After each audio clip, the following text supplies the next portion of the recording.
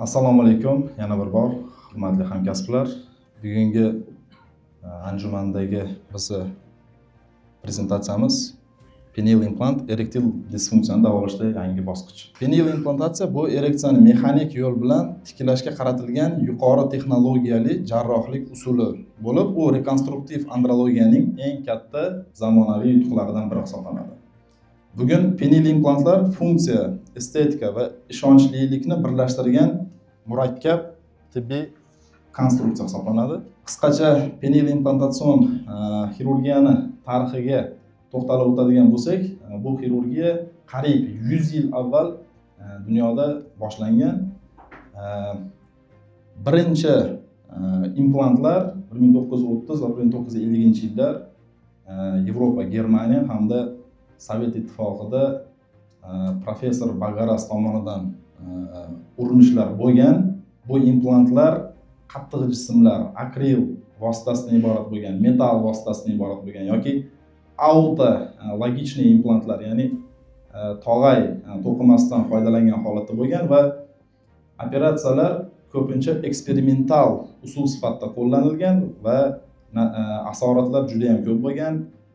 Aynan implant infeksiyasi, jinsiy aloqadagi noqulayliklar, og'riqlar va hattoki nekrotik asoratlar yuzaga kelgan va 1960-yillarda zamonaviy hozirgi implantlarning prototiplari nima qilingan. Bu o'sha Kerion professor Kerion tomonidan yaratilgan implantlar hisoblangan. Bu hozirgi yarim rigid, ya'ni polurigid implantlar prototipiga to'g'ri keladi. 1973-yili professor Brentley Scott American Medical System kompaniyasi bilan birgalikda yangi naduvnoy 3 komponentlik implantni kashf qilishdi va buni amaliyotga tatbiq qilishdi. Va bu operatsiyalar 1980-1990-yillar butun dunyoda, aynan Amerika Qo'shma Shtatlari hamda G'arbiy Yevropada kuchli ommalashdi. 2000-yillar xavfsizlik erasi, ya'ni yangi implantlar antibakterial pokritya deydi, ya'ni o'sha antibiotiklar bilan qoplangan implantlar yaratildi. Bu hammaga ma'lum, o'sha ingibizon, rifampicin va minotsiklin antibiotik qoplamalik implantlar yaratilgani. Bu eng qo'rqadigan asoratimiz implant infeksiyasini bir necha baravariga xavfini tushirdi. 2010-yili yana ham yangi era boshlandi, ya'ni bu davrga kelib no touch texnikasi amalga oshirildi. Ya'ni no touch deganda mana shu konstruksiya bemor tanasiga umuman tegmagan, steril zona bo'lsa ham terisiga tegmagan holatda drapirovanniy o'sha plyonkalardan foydalangan holatda biz o'z shaxsiy tajribamizda asosan steril salfetkalarda atrofiga o'rab tashlaymizda implantni tanaga tekkizmaymiz va shuni evaziga tasavvur qiling, 5%, 3%dan 5%gacha bo'lgan implantatsion infeksiya asorati demak 0,4%gacha tushgan. 0,07%gacha. Penial implantatsiyaning dolzarbligi va aktualizatsiyasi bu albatta hozirgi kunda erektil disfunksiya kasalligining borgan sari yosharib borishi, zamonaviy tibbiyotning rivojlanishi va o'tkazilayotgan onkologik hamda onkoxirurgik operatsiyalar, ya'ni Vosijon Shavkatovich aytib o'tdilar, radikal prostatektomiya operatsiyasidan so'ng albatta erektil disfunksiya bo'lish ehtimoli juda ham yuqori. Radikal sistektomiya, tazovaya ekzentratsiya operatsiyalari va hattoki yo'g'on ichakda qilinadigan onkologik operatsiyalarda ham sosudistый nervniy puchok zararlanishini evaziga aynan neyrogen, yatrogen erektil disfunksiyani borgan sari rivojlanib borishi. Hozirgi zamon yana ham rivojlanib, industrializatsiya kuchaygan sari har xil jarohatlar, DTP hisobiga bo'ladigan jarohatlarning evaziga bo'layotgan erektil disfunksiya, uretrani uzilib ketishlari, shular ham ya'ni o'z o'rniga ega, kam miqdorda bo'lsa ham hozirgi zamonda umuman professor ham hali ta'kidlab o'tdilar, inson erkaklarni yashash tarzini o'zgarib borishi, ya'ni zararli odatlarni ko'payib borishi. Shunaqa statistika bor, chekish, oddiy sigaret chekish 30 minut, 45 minut davomida 30% kavernoz tanalarida ishemiya chaqiradi. Bu ham doimiy ravishda regular chekaydigan odamlarda kavernoz fibroz rivojlanishini guvohi bo'lamiz. Buni ko'p tadqiqotlar ham buni ko'rsatgan. Keyin komorbid fon, bunga ham to'xtalib o'tish kerak. Sababi komorbid fon hozirgi kunda bir bemorda bir nechta kasalliklar rivojlanmoqda. Qandli diabet, insulin resistentность, metabolik sindrom, har xil psixogen komponentlar ham hozirgi kunda erektil disfunksiyani og'ir turlari va hattoki refrakter erektil disfunksiyaga ya'ni olib kelmoqda va bu holatlarda albatta yagona davo usuli oltin standart, bu albatta implantatsiya hisoblanadi. Penil implantlar turlariga to'xtalib o'tsak, 3 xil penil implant bo'ladi. 1 komponentlik, 2 komponentlik, 3 komponentlik. 2 komponentlik penil implantlar hozirgi kunda kam juda ham qo'llaniladi. Biz o'z shaxsiy tajribamizda umuman qo'llamaganmiz. Sababi 3 komponentlik implant raqobatda albatta 2 komponentli implant to'liq yutgan. Buni sabablari bilan oz to'xtalib o'taman.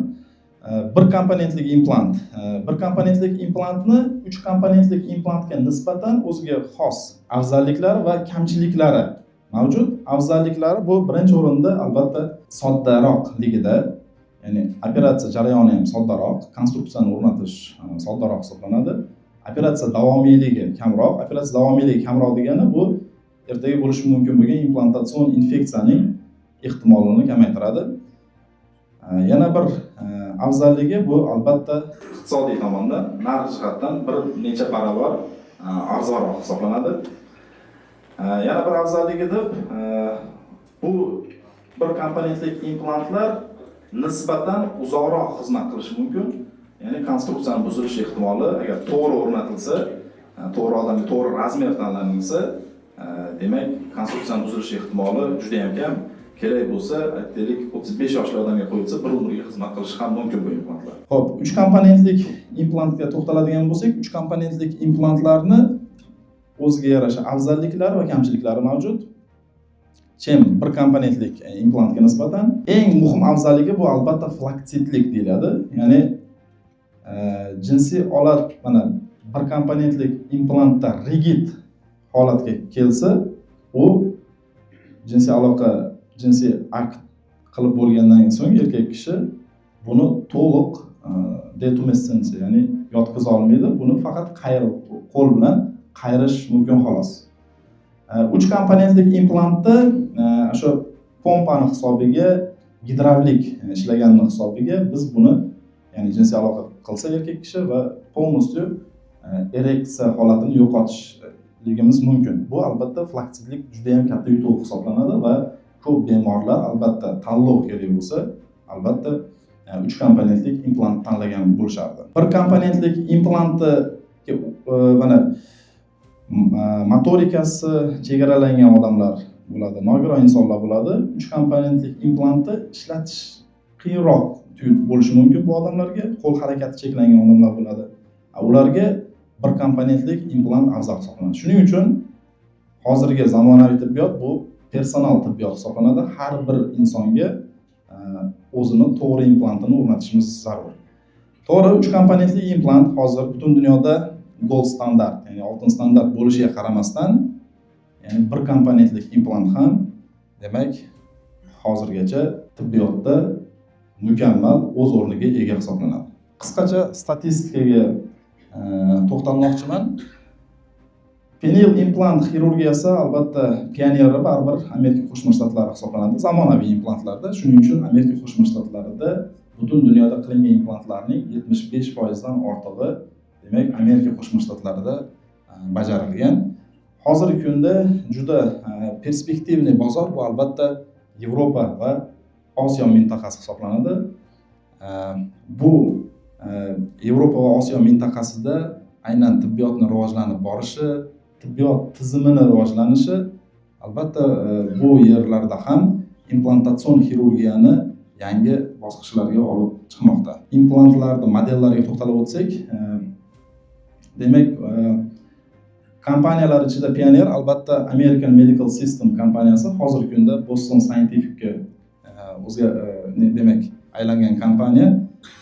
Ularni AMS 700 da bir nechta turlari mavjud. LGX, CX, CXR. Har bitta implant o'zini преимуществосiga ega. LGX da bu LGX более yumshoqroq implant hisoblanadi, lekin to'liq rigid holatga oson olib kelishimiz mumkin.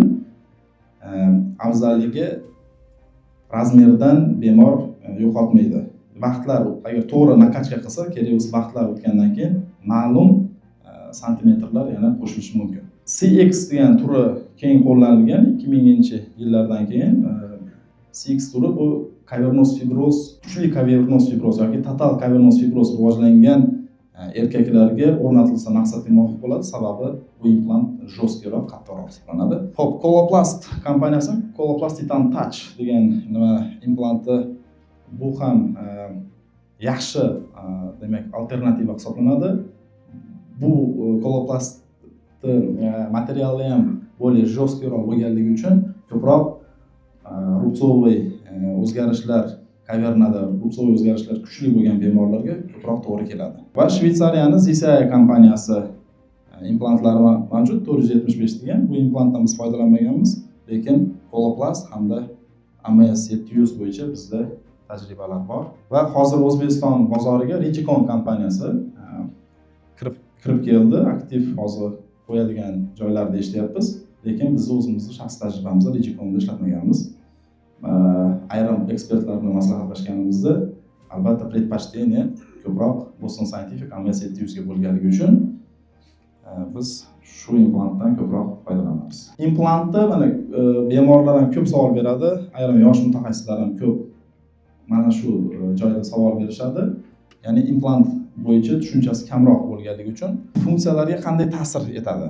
Implant ereksiyani to'liq tiklaydi. Orgazm buzilmaydi. Orgazm oldin bo'layotgan bo'lsa, orgazmiya bo'lmasa bemorda albatta implant o'rnatilgandan keyin o'sha orgazm davom etadi. Eyakulyatsiya ham buzilmaydi. Biz bilamiz, qandli diabetning dekompensatsiya bosqichlari yoki subkompensatsiya bosqichlarida asoratlar bo'lishi mumkin. Polineuropatiyalar rivojlanishi mumkin diabetik. Bu holatlarda hattoki aneyakulyatsiya yoki retrogradniy eyakulyatsiya rivojlanishi mumkin. Bunday bemorlarga agar biz implant o'rnatsak, biz eyakulyatsiyasini tiklay olmasligimiz mumkin. Ya'ni implant eyakulyatsiyani tiklamaydi. Libidoga ta'sir qilmaydi deyilyapti, lekin psixologik tadqiqotlarga agar e'tibor beradigan bo'lsak va o'zimiz shaxsiy tajribamizni, bemorlar bilan suhbatimizdan xulosa qiladigan bo'lsak, albatta libido naborot ko'payadi. Agar bu bemorda endokrin erektil disfunksiya bo'lmasa, testosteronning kamligi isbotlanmagan bo'lsa, albatta jinsiy a'zosi to'liq ishlayotgan va bunga ishonchi kuchli bo'lgan erkakda jinsiy aloqa qilishga xohish albatta bo'ladi. O'sha joyiga o'zim sal qo'shilmayman. Xo'p, fertillik, ya'ni farzand ko'rish masalasida implant agar bemorda aytaylik og'ir darajadagi spermatogenezning buzilishi bo'lsa, Watt sindromi yoki azospermiya yoki kriptozospermiya holatlari bo'lsa, implant qo'yganimizdan keyin bu spermogramma ko'rsatkichlari o'zgarmaydi. Ya'ni ta'sir etmaydi. Penial implantatsiya bilan shug'ullanishni boshlagan tajribasiz shifokorlar tomonidan yo'l qo'yiladigan xatolar. Bu holat biz o'zimizning shaxsiy tajribamizda ham ko'p kuzatilgan. Ya'ni bu implantatsiyani to'liq tushunmagunimizcha xatoliklar bo'lgan. Professor bilan ko'p mana shu joyda diskussiyalar qilib, maslahatlarni olib, hozirgi kunda sekin-asta, ya'ni to'g'ri tanlovni qilmoqdamiz. Eng ko'p xatolar silindrni to'g'ri tanlamaslik, uzunligini to'g'ri tanlamaslik. Buning uchun aynan o'sha lineyka implantni yaxshi o'rganishimiz zarur. Qanaqa, misol uchun hozirgi kunda Promedon kompaniyasini implantini biz ko'p qo'yayotgan bo'lsak, u yerda bir necha xil razmerlar bo'ladi. T90 dan tortib T130 gacha. Ya'ni implantning diametri hisoblanadi. Implantning diametrini ham to'g'ri tanlashimiz kerak. Uzunligini ham to'g'ri tanlashimiz kerak. Operatsiya vaqtida albatta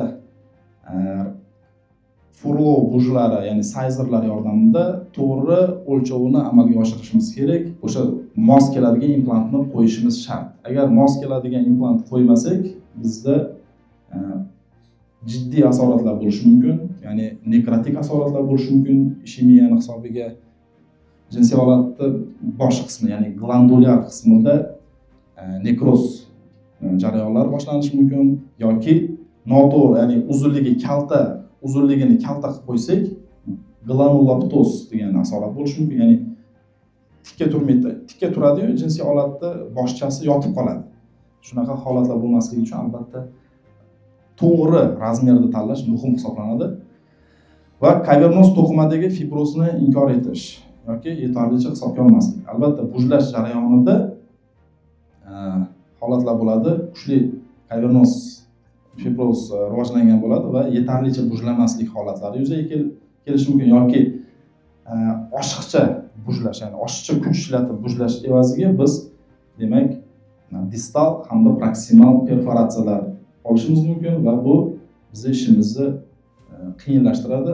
Hattoki shunaqa holatlar bo'lishi mumkin. Uretrani ham biz demak perforatsiya qilib yuborishimiz mumkin. Keyin yana bir eng muhim masalaga to'xtalib o'tmoqchiman. Bemor bilan to'liq suhbatlashmaslik. Shunaqa tadqiqotlar bor.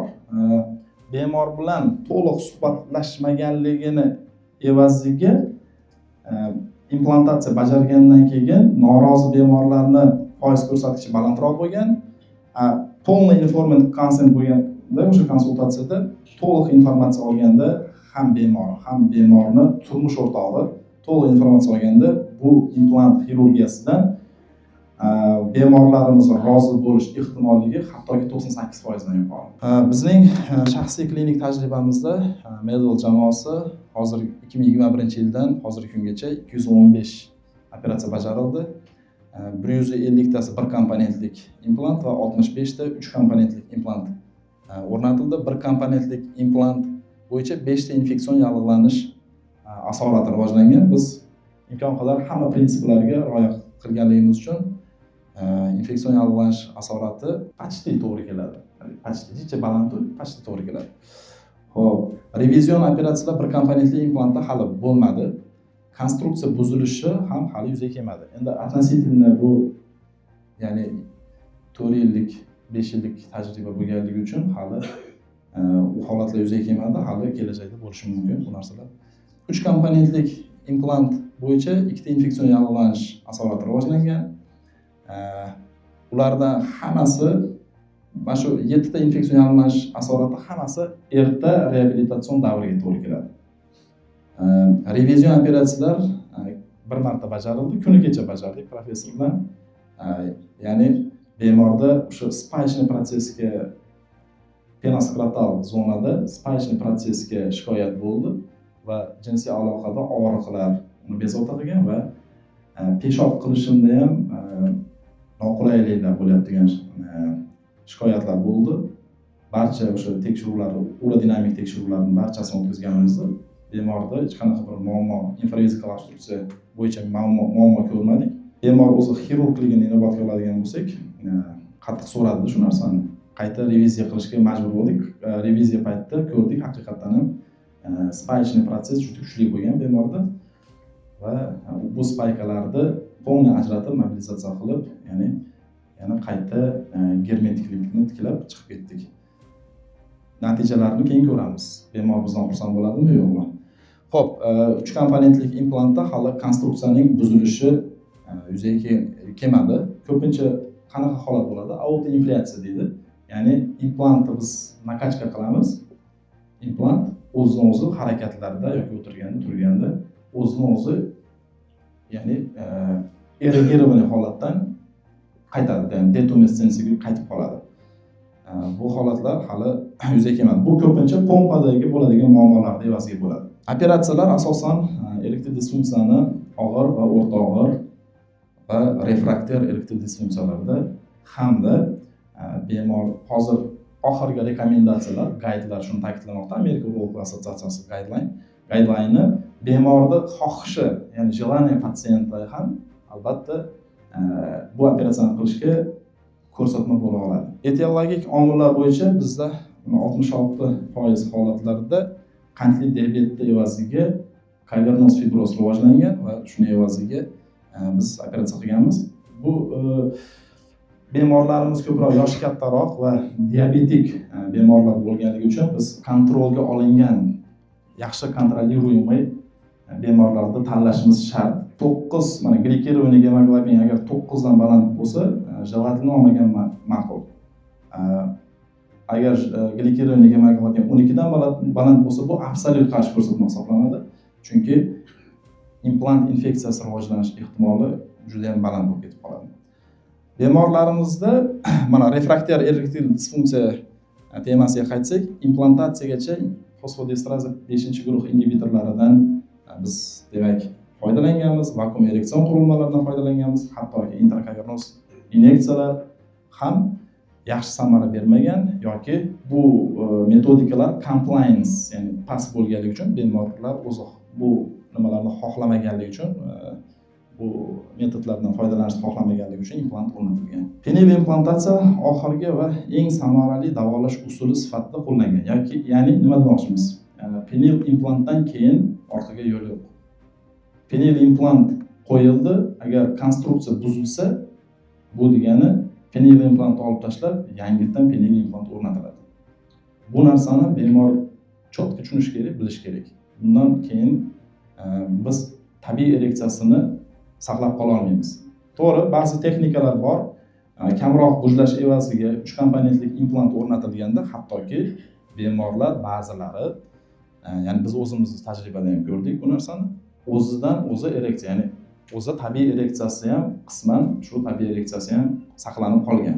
Bir komponentlik implant operatsiya metodikasi nisbatan soddaroq bo'lganligi uchun umumiy o'rta sredinniy medianasi o'sha operatsiya davomiyligi 40 daqiqani tashkil etgan 3 komponentlik implant demak 70 daqiqani tashkil etgan o'rtacha nimasi davomiyligi. Hozir bu yerda jarayon mana bir komponentlik penil implant Pramidon kompaniyasidan qo'yilmoqda. Mana kavernoz tanalar bujlangan va solution dilution operatsion jarohat antibakterial rastvorlar bilan sanatsiya qilinmoqda. Sizerlar bilan razmerlar o'lchanmoqda bu yerda. Razmerni tanlab mana ikkita bush, ya'ni test s двумя bujami deydi. Ikkala bujni qo'yganimizda simmetrik joy turish kerak edi. Agar nosimmetrik tursa, demak oxirgacha bujирование bo'lmagan bo'lishi mumkin. Oxirgacha bujlab keyin implantni o'rnatish kerak bo'ladi. Biz operatsiya davomida bir necha marta bujlash jarayonini o'tkazamiz. Bir necha marta hattoki kerak bo'lsa o'lchashga to'g'ri kelishi mumkin, ikkilanishlar bo'lishi mumkin. Sababi to'g'ri nimani tanlash kerak. Mana hozir o'sha implant birinchi silindr o'rnatilmoqda. Bitta kavernoz tanaga o'rnatildi, o'ng kavernoz tanaga, chap kavernoz tanaga ham mana o'sha o'rnatilmoqda. Doimiy implant xirurgiyasi birinchi silindrni o'rnatish nisbatan osonroq bo'ladi. Ikkinchi silindrni o'rnatish nisbatan qiyinroq bo'ladi. Shuning uchun ba'zida korporatomik razrezda hattoki kattalashtirishimizga ham to'g'ri kelishi mumkin. O'rnatilgan implantdan keyin mana germetik ravishda tunikal bugeniyani, ya'ni belojniy obолочкani to'liq tiklashimiz shart, germetikligini tiklashimiz shart va undan keyingi fastsiyalarni, fastsiya bakka hammasini tiklab, anatomik to'liq tiklashimiz shart bo'ladi. Chunki bir nechta bizni implantgacha bo'lgan zonamizda ya'ni mexanik to'siqlik bo'ladi infeksiyadan. Bu juda ham muhim hisoblanadi. Mana oxirgi konечный rezultat примерно shunaqa bo'ladi. Keyin dostuplar masalasida ham qisqacha to'xtalib o'tmoqchiman. Penoskrat asosan dunyoda keng qo'llanadigan dostup bu penoskrotal dostup bo'ladi yoki infrapubik dostup bo'ladi. Biz asosan penoskrotal dostupdan foydalanamiz. Sababi penoskrotal dostupda возможностьlar keng. Biz bir vaqtda o'zida simultan operatsiyalar bajarishimizga to'g'ri kelishi mumkin. Jinsiy holat qiyshiqligi, iskривлениyalarda birinchi korreksiya qilib, nimani qiyshiqlikni to'g'rilab turib, keyin implant o'rnatish imkoniyatiga egamiz. Ba'zida mana kecha bitta og'ir bemorda operatsiya qildik. Kavernoz tanada prям suyak o'sib chiqqanda, ossifikatsiya bo'lganda, suyak mana shu suyakni olib tashlab, ya'ni bu yerda 4,5 santimetrlik defektni yopish uchun trubniy transplantantdan foydalandi, perikarddan foydalandi. O'sha defektni yopgan holatda keyin implant o'rnatildi. Mana shunaqa nimalarda ko'pincha bu dostуп, penoskrotal dostуп yaxshiroq bo'ladi yoki subkoronar dostуп ham to'g'ri keladi. Ikkinchi operatsiyamiz bu 3 komponentlik implant Boston Scientific MS700 LGX turini o'rnatmoqdamiz. Mana qavatma-qavat tushib bormoqdamiz. Ya'ni o'sha belochniy g'ovak tanani belochniy obolochkasini mana полный mobilizatsiya qilindi o'ng tomonda va chap tomonda. O'rtada uretra. Doim uretraga hushyor bo'lishimiz kerak. Bu xirurgiyani boshlayotgan odamlarga tavsiya etiladi uretral kateter qo'yib olish. Uretrani jarohatlab qo'ymaslik uchun. Agar uretra jarohatlansa, operatsiya shu zahoti to'xtatilishi shart. Uretra defektini yopgan holatda chiqib ketiladi. Hattoki sistostomik drenaj qo'ygan holatda chiqib ketishga to'g'ri kelishi mumkin. Mana bu yerda ham g'ovak tana nimalari o'lchandi. Hozir bu yerda mana konstruksiyani tayyorlash bosqichidamiz. Polniy ichidagi konstruksiyaning ichida oz miqdorda havo bo'ladi doim. Havoni polностью chiqarib olishimiz kerak-da. Hozir bu yerda retsiva пространствоga ballon o'rnatilgan joyi chiqmay qolgan ekan, olinmay qolgan ekan.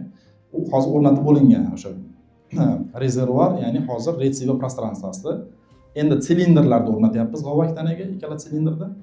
Keyingi etap silindrlar o'rnatgandan keyin o'sha turbalarni bir-biriga soediniyat qilyapmiz va oxirgi etap nima hisoblanadi? Pompani yangi moyakda пространство yaratib, shu пространствоga o'rnatish bo'ladi. Ko'pincha bu operatsiyalarda albatta drenaj bilan chiqib ketish tavsiya etiladi. Drenaj, aktiv drenaj bo'lishi shart. O'zimizda oddiy xirurgiyada ishlatadigan drenajimiz to'g'ri kelmaydi. Nima uchun aktivniy drenaj? Sababi bu operatsiyalarda agar gematoma hosil bo'lsa, risk infeksiya bir necha barobar ko'payadi. Shuning uchun bunaqa xavfni qilmasdan lучше drenaj bilan chiqib ketgan tavsiya beriladi. Mana oxirgi конечный результат. Специально так сделал скорость, чтобы никто ничего не видел, да? Не, просто не успел скорректировать этот. Не успел. Operatsiyadan keyingi asoratlar bilan bo'lishmoqchiman va xulosalar. Ayrim bemorlarda quyidagilar kuzatilgan. Operatsiyadan keyingi yaraning sekin bitishi. Bu qandli diabet bilan bemorimiz bir komponentlik implant o'rnatilgan. Yoshlari 42-43 yoshlar chamasi. Bemorlar bir xil bemorlar uydagilarga aytmaydi-da, hech kimga aytmaydi. Bir kunga keladi, bir kunni qo'ydirib ketishni tarafdori bo'ladi. Ba'zida biz bu bemorlarga navstirech yurganimizda biz o'zimiz xato qilamiz. Uyiga tushuntirib, aytib, oyoqlantirib jo'natsangiz ham mana shunday holatda bemor kelishi mumkin. Mana ikkinchi bemorimiz bu 3 komponentlik implant o'rnatilgan bemor. Bemor yoshi 55 yoshda. Bunda qandli diabet yo'q. Bu ham mana bemorimiz 4 kun davomida bizda gospitalizatsiya payti yaxshi bo'lgan, hamma yoqda ishonch hosil qilganimizdan keyin uyga javob berganmiz. Va uyda aytish bo'yicha cho'milgan, g'usl qilgan, namoz o'qigan shu vaqtda demak jarohat уже infeksiyalashgan. Va bizga kelganda biz demak iplarni olganimizda ana shunaqa holat. Buni ham praktichески 30-35 kun davomida перевязка har kuni keladi klinikaga, har kuni перевязка. Va oxirgi natija. Bular ham 7 seans barokameradan foydalanilgan. Xo'p, kuzatuv taktik va reabilitatsion davrida mana dezintoxikatsion terapiyadan ko'p foydalanamiz. Va antibakterial terapiya обязательно 2 ta antibiotikdan cefalosporin guruhi 7-10 kun davomida va vancomycin 5-7 kun davomida qilinishi shart va operatsiya vaqtida ham demak perioperatsioniy antibiotika profilaktika bo'lish uchun vancomycinni ya'ni operatsiya vaqtida ham biz qo'yamiz. Bo'ladi ba'zida 3 komponentlik implant ingibizon bilan qoplanganligi uchun organizm tomonidan allergik reaksiya bo'lishi mumkin. Bosh kunlarda 3-4 kunlab kerak bo'lsa bemor temperatura qilishi mumkin. Bu aynan infeksion yallig'lanish emas, ya'ni allergik reaksiya bo'lishi mumkin organizmda. Shuning uchun ba'zi holatlarda biz antigistamin vositalaridan ham foydalanamiz. Mahalliy davolash uchun asosan xlorgeksidin va betadin, ya'ni yod eritmasi bilan foydalanamiz. Agar asoratlar bo'lsa, ya'ni jarohatda, operatsiyadan post operatsion yaradagi jarohatlarda biz streptotsit, himotripsin, baniatsin, levomikol, barakamera uslublaridan foydalanamiz. Ushbu operatsiyalarni bajarishda bizga mentorlik qilgan, supervizorlik qilgan ustozlarimiz bor. Ularga rahmat aytamiz.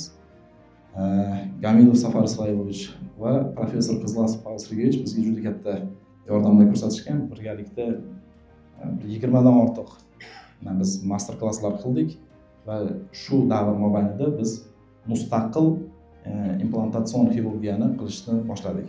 Bu biz ordinatura paytida o'qib yurganimizda juda ham biz uchun katta orzu bo'lgan. Bu xirurgiyani biz qilamizmikan degan ikkilanishlar, nimalar bo'lgan. Lekin shunday katta mutaxassislar bilan do'stlashish, ularning tajribasini olish, ularning xizmatini qilish evaziga sekin-asta albatta natijalar bo'ladi.